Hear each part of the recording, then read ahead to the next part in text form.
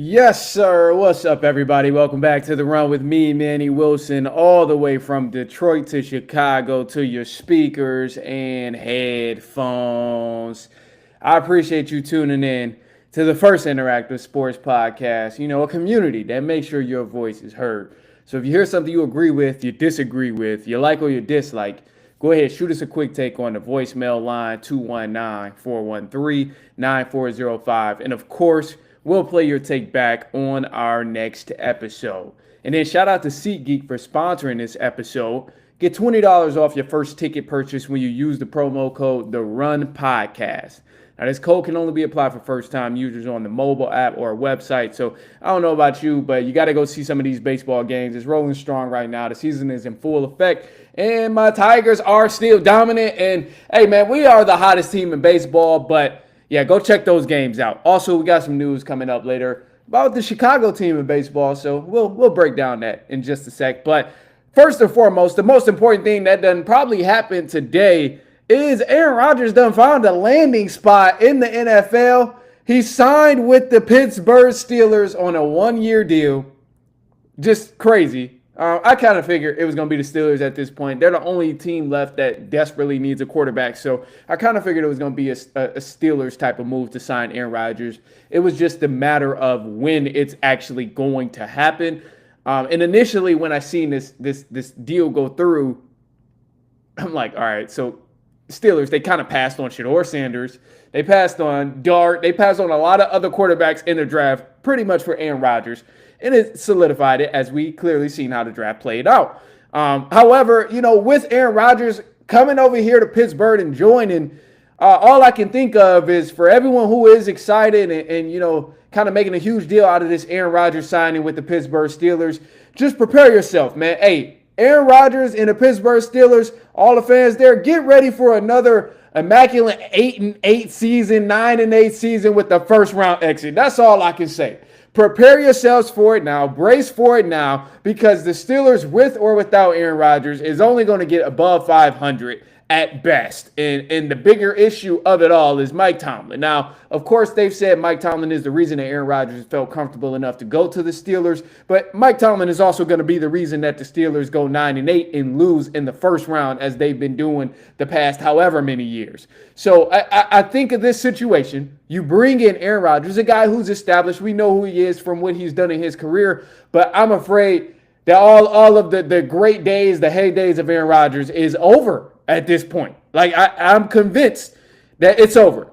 The last few seasons I've seen with him in a Jets uniform was nothing convincing where I'm like, this guy is someone who's going to come into your organization and take you to a Super Bowl. I know one of the years with the Jets, obviously, he was injured. And then the second year, which was last year with the Jets, he didn't really impress me in a way where I'm looking at what he's doing on the field, not the numbers, not his stats and all of that stuff.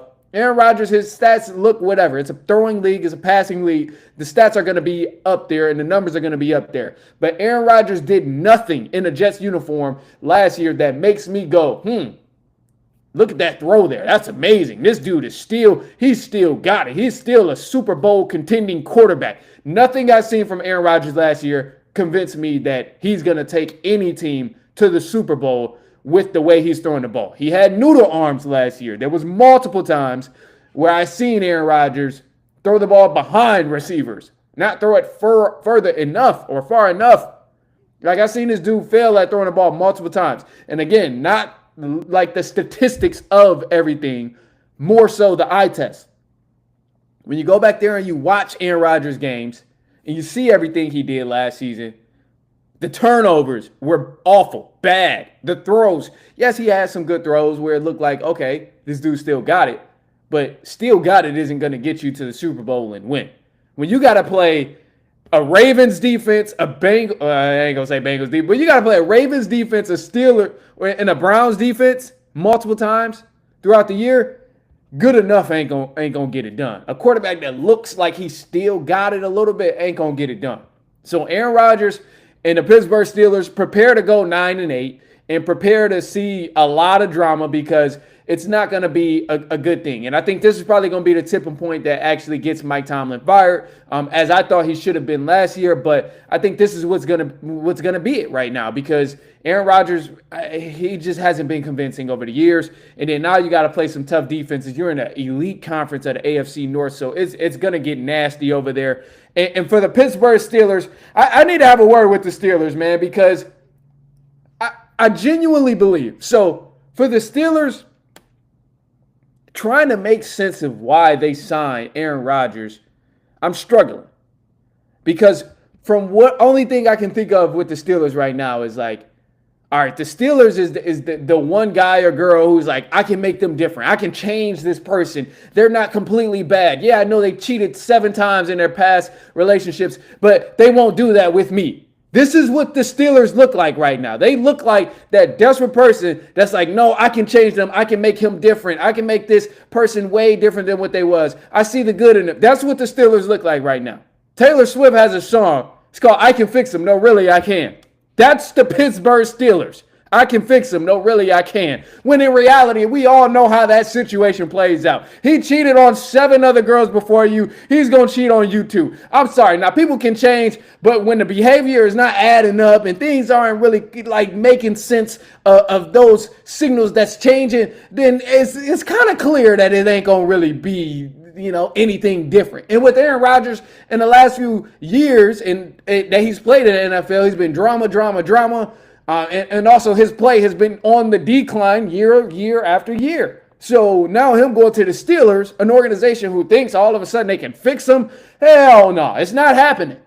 It's not happening. I would have personally rather have taken my chances with a younger quarterback in a draft. Hell, even give me Kirk Cousins. No, he's got a huge contract, so I wouldn't even do that. But just give me somebody who's younger and can actually evolve my franchise for years to come. But Aaron Rodgers, 1-year deal? You think he's going to take you to the Super Bowl with the team that you have? I'm sorry. The only receiver there who's really going to make something happen is DK Metcalf. And then you got a great defense in the Steelers, but I would be shocked. I would be absolutely shocked if the Steelers make something happen with Aaron Rodgers from what I've seen from a leadership standpoint last year and also an actual play standpoint. He was not that good last year. I don't know where everybody is coming from saying, oh, well, Aaron Rodgers, he's still good. The numbers. If you look at Aaron Rodgers' numbers, they look good. He did this. He did that. Okay, I get all of that. But how many times do I got to tell you? It's a passing league. Of course, the numbers are going to fluctuate. But did you actually watch the game instead of the highlights? No, you probably didn't, because if you did, you would see terrible throws of Aaron Rodgers throwing ducks and him overthrowing receivers and him just blatantly throwing turnovers and interceptions to other defenders. So you would see these things. You would see his lack of awareness, his lack of mobility to move inside and outside of the pocket.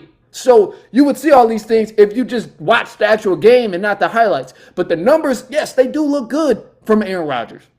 But the numbers don't add up because it is a passing league. And if you actually watch from the eye test, you see that them numbers don't mean a damn thing. Out of all 17 weeks, Aaron Rodgers probably had 3 actual good weeks where he played great and he looked like a quarterback that was pretty decent and could actually help his team win. For maybe 3 or 4 games, you could actually blame someone else on the Jets besides Aaron Rodgers. But the rest of those games with the Jets that he had, oh yeah, it was all Aaron Rodgers. And I'm not letting that smoke go.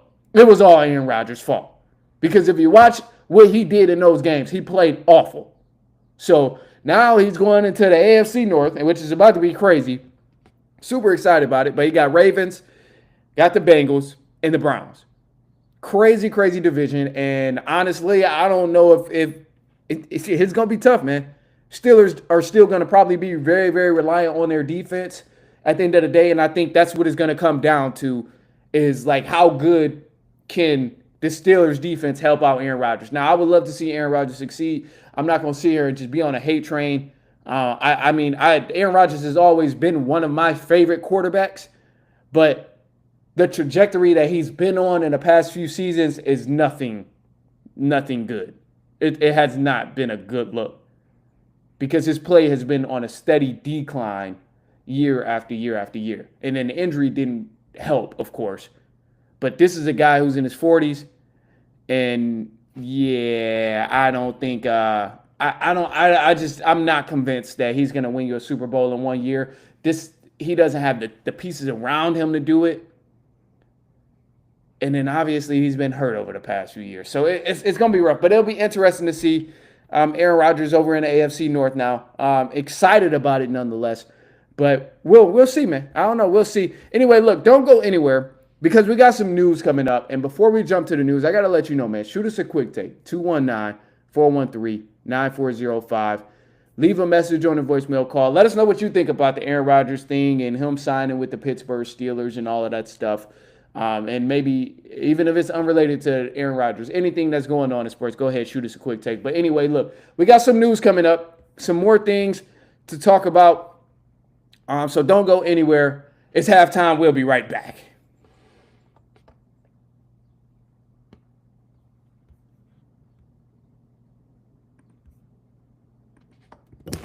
Whoa.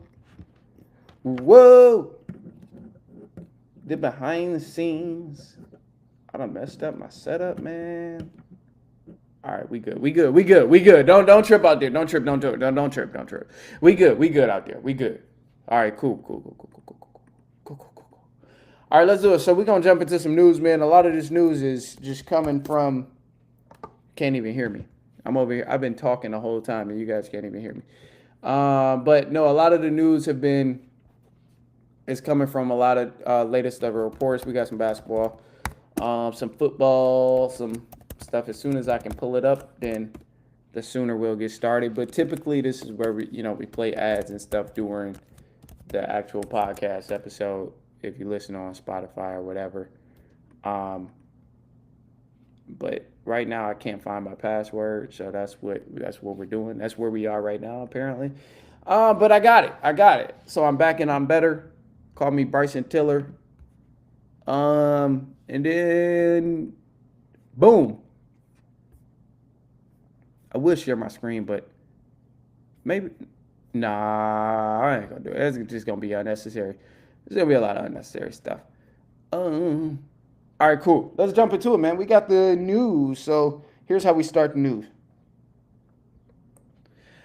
All right, let's get into it. Welcome back. News for the run.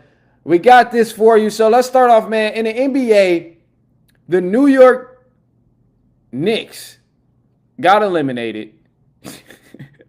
And I'm going to save that. Because that's, all right. Yeah, I'm going to say it. I'm going to say that one. All right, so look, let's do this.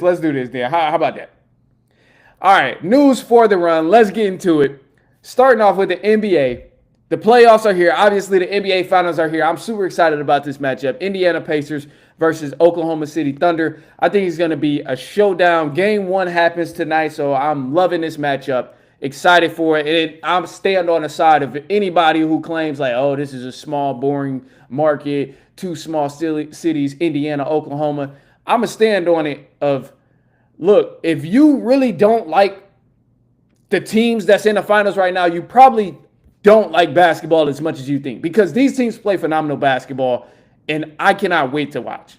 Thunder, great defensive team, great offensive team. Indiana Pacers, great offensive team, great defensive team. A lot of great players. It does lack stardom in this NBA Finals, but it's not really about that. It's about the quality of the game, and both of these teams play amazing basketball. So because of that, I'm super excited, to watch this NBA Finals here. So some other things that's going on in the NBA world. So the Phoenix Suns are in the news right now. They've been trying to figure out where they can send Bradley Beal.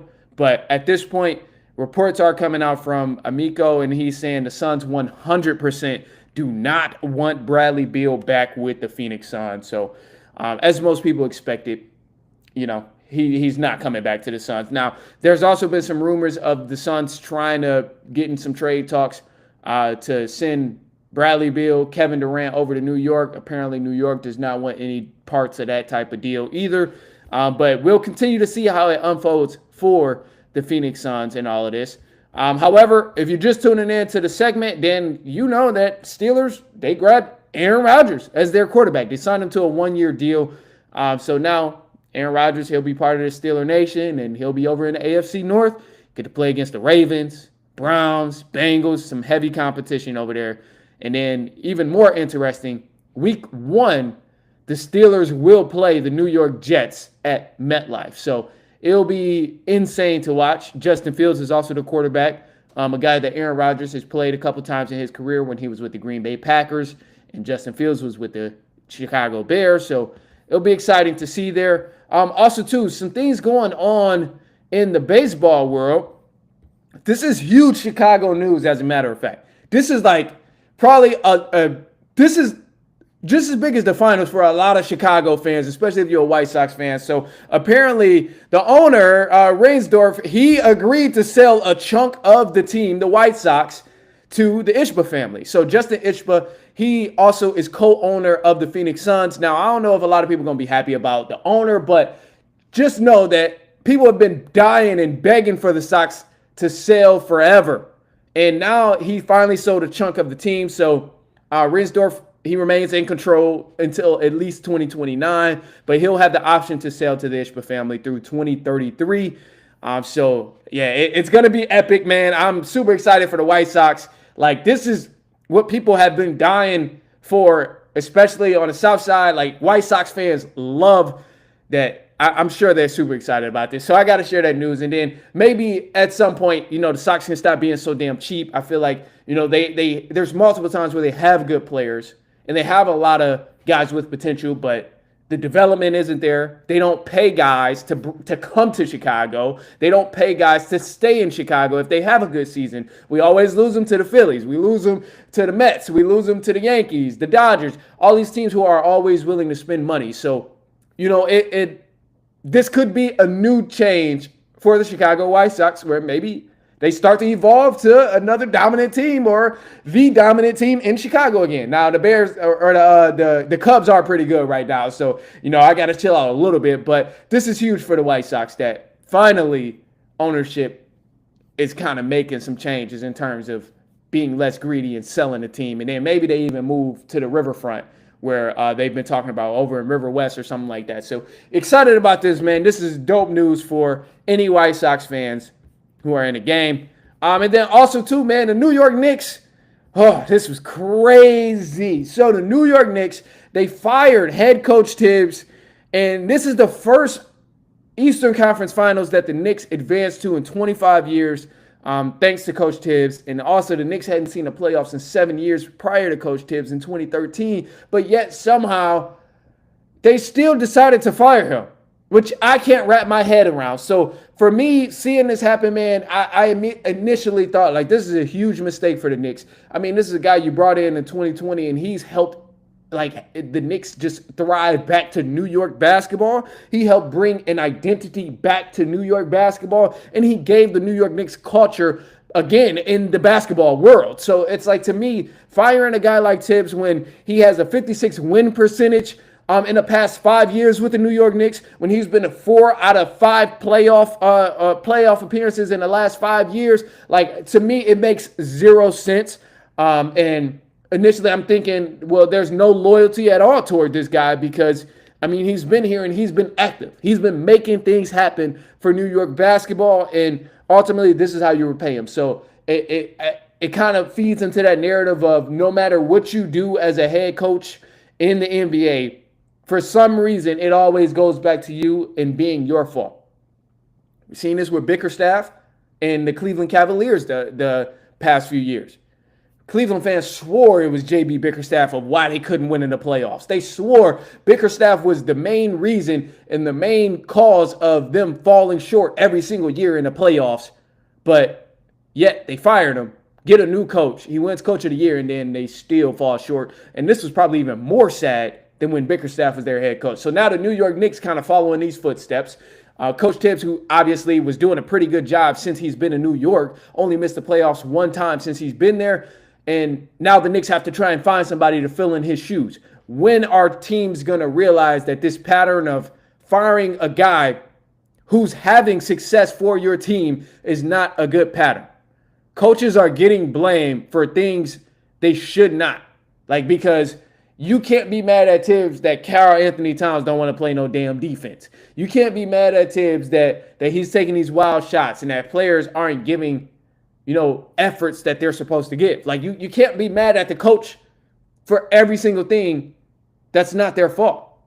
And that's like what we're seeing right now, and it's not cool, man. Now, there was a couple different rumors that did like spark up after the firing here. So apparently, rumor has it that Karl Anthony Towns was one of the ones who pushed for Thibs to get fired. There was another rumor that surfaced where people were talking about, they didn't really players aren't happy about just the coaching staff in general. They don't want Rick Brunson, Jalen Brunson's dad, on the sideline, which is valid. But there's a lot of different things going on, like rumors in terms of, what's really happening with the Knicks.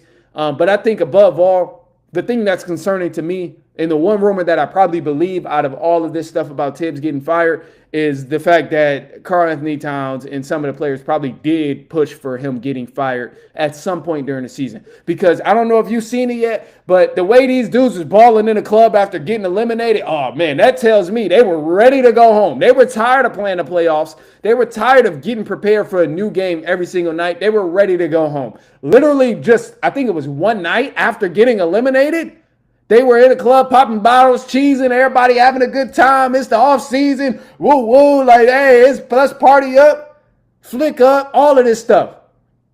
And I'm like, wasn't the goal to win a championship? If it is, why the hell y'all so damn happy so soon? Now I'm all for, work-life balance, because let's keep it a buck. NBA is a job. I'm all for work-life balance. But bro, y'all literally was in the playoffs competing to actually go to the finals.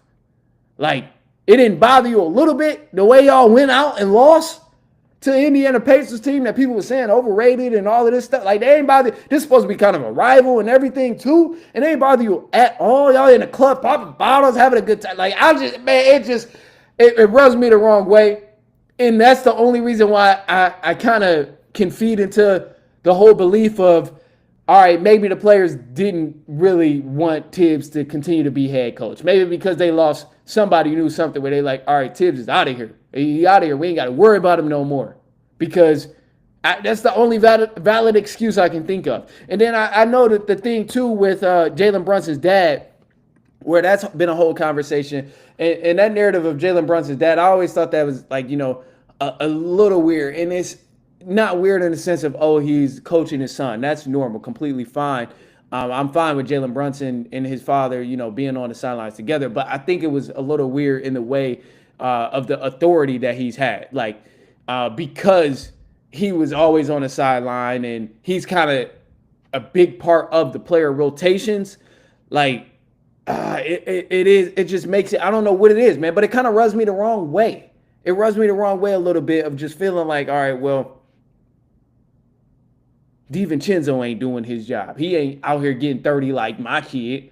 Or Karl Anthony Towns, he's good, but he ain't running the show like my kid. Like, you can try and pull all your biases aside as a parent, but at the end of the day, you still, especially if your kid is as good as Jalen Brunson, you still going to assume and you still going to believe that he is the best player on the floor. So you're going to want him on the floor as much as possible. Anytime the head coach, Thibs, is saying, like, no, he needs to go sit, of course you're going to be feeling like, nah, my kid need to get in there. He need to go sit. He need to go play. He can make a difference. Because we've seen the whole argument thing when in the regular season when Wolves and Knicks played against each other and Dante DiVincenzo was talking trash to the bench and he was talking trash to Rick Brunson, Jalen Brunson's dad. Like, that was a whole thing that happened, and I think it was some audio. I'm sure I can probably find it, but in the audio, DiVincenzo was saying how, like, he was just saying, like, I can't finish though, right? Like, he made a great play, whatever, and was like, I can't finish though, right? Like, oh yeah, that's what you said. Like, that's what you said. And then after the game, Rick Brunson and Dante DiVincenzo like kind of got into it a little bit too. So it seemed like it was already like a little tension between, players and Rick Brunson being on the sideline. But I mean, it is weird, man. I don't know what it is, but to me, like, the whole Doc Rivers and Austin Rivers thing is just a little bit different because Doc Rivers obviously was already coaching for so long, and then Austin Rivers was never really a big household name star like how Jalen Brunson is. So to me, it rubbed me just a little bit the wrong way. But man, it's gonna be interesting. I really don't know where the Knicks go from here. It's gonna be interesting to see what the Knicks can do, what they choose to do. I know some rumors happened where they was talking about Jason Kidd possibly leaving the Mavericks and going to coach with the Knicks. I don't really think that's going to happen. And I could be wrong, but I'm pretty sure, didn't Jason Kidd have a stunt with the Knicks already? Or I think it was the Nets. It was the Knicks. I knew it was one of them New York teams. So that's what it was. But to me, it's still just like weird enough where it's like, I don't think coaches are going to be, especially when there's so little loyalty already for coaches. So when you find a team that actually believes in you as a head coach, you probably want to stay with that team like the Mavs believe in Jay Kidd. So we'll see, man. But it'll be interesting to see how this plays out. Anyway, look, man, we got, the positive note here. I'm going to leave you with a positive note. And before I jump into the positive note, I'm going to just let you know, leave us a quick take, 219-413-9405. We'll play your take back. Comment on the Brunson thing. Comment on the Aaron Rodgers or any of the news that you might have heard. White Sox, maybe they about to flip things around since they, sold a big chunk of the team. Ownership is going to be a little new. So we'll see. Anyway, I'll leave you on a positive note as always. And a positive note today is just going to be if you're down bad, it ain't no other way to go but up. So hang in there, bruh. Hang in there. We all going to move up at some point. But just hey, hang in there. I'm going to leave it at that. Interpret that however you want to interpret it. I'm going to try and keep it as simple as possible. But that's all I got for y'all, man. So I appreciate you if you've been kicking it, if you've been hanging with us. It is the weekend for a lot of us. It'll probably come out Friday. Today's Friday, Junior, Thursday. But the episode will probably come out Friday, so you'll see it then. But it's the weekend, man. We got the finals back. I know NHL actually been crazy too, man. Shout out to the Panthers. They low-key been fire, bro. I know I don't give them the full segment and all of that stuff, but Panthers been fire, man. They've been killing it the last few years. So it's a couple people from Florida, that come to mind when I think about, the Florida Panthers, doing their thing. So excited about that. But just, a lot of sports stuff coming up. So we'll see, man. But other than that, look, man, I'll be back later on next week. And so on and so on and so on.